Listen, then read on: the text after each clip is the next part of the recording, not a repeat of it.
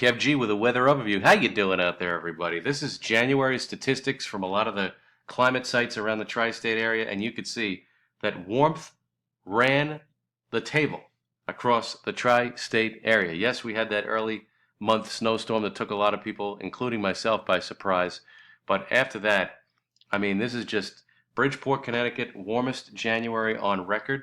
And Central Park almost cracked the top 10. Islip cracked the top 10. And LaGuardia cracked the top 10 with plus 6.8 degrees above normal. That is astounding.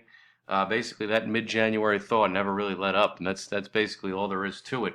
And I don't really see much change in the overall weather pattern over the next 10 to 15 days, aside from some transient cold shots. So we'll take a look at it off of Intellicast.com, and we're in one of those transient cold shots right now with our temperatures in the 20s and 30s. Quite frigid out there. The wind isn't blowing around too bad, but temperatures will bottom out tonight into the teens and 20s. So definitely have the heavier coat as you're going out tonight. Now, the Super Bowl snow threat is definitely not happening, and we'll take a look at the latest models.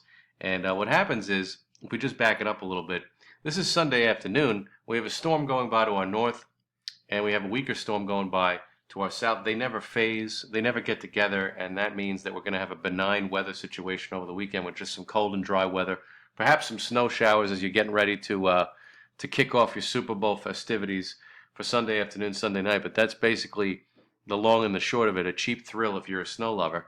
And then as we go out in time, we take a look at the next weather system that's due to arrive sometime around Tuesday. And if we look at Tuesday morning, rain will be advancing in.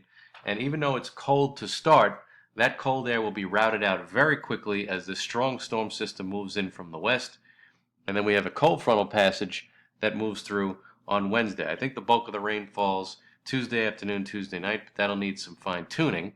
And then that's basically it. And then we turn colder again, and that'll be by Wednesday, Thursday, Friday. We'll probably, have our temperatures near to below normal slightly for February. But then if we take a look at the long-range guidance off the European model, this is out to next Wednesday. What happens is warm air just overwhelms the entire country. So if the models are right beyond next Wednesday or Thursday in a general sense, we are going to have a fairly significant warm period of weather starting around February 7th or 8th. And that's likely to continue into the middle of the month. So this is through the 12th of February. So there's a very good possibility, if we take a look at Weather Underground, there's a very good possibility that the exceptional warmth of January will carry over, in a sense, through February with not much winter weather fanfare to speak of.